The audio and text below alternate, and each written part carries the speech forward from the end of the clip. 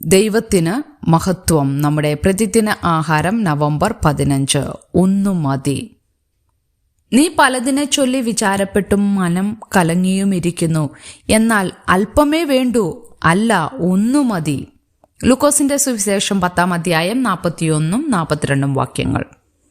മാർച്ചിലെ ഒരു വാരാന്ത്യത്തിൽ ബെഥാനിയയിലെ സഹോദരിമാരായ മറിയയെയും മാർത്തയെയും കുറിച്ച് ഞാനൊരു റിട്രീറ്റ് സംഘടിപ്പിച്ചു. അവരുടെ സഹോദരൻ ലാസറിനൊപ്പം യേശു സ്നേഹിച്ച സഹോദരിമാരായിരുന്നു അവർ. ഞങ്ങൾ ഇംഗ്ലണ്ടിന്റെ തീരപ്രദേശത്ത് ഒരു വിദൂര സ്ഥലത്തായിരുന്നു.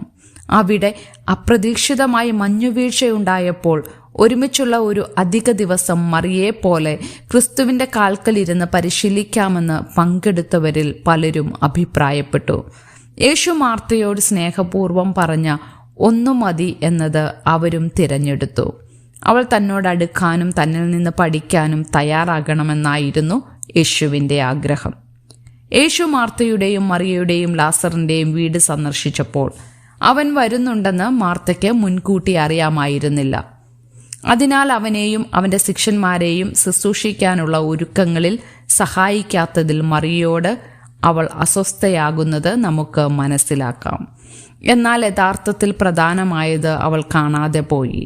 യേശുവിൽ നിന്ന് പഠിക്കുക എന്നത്.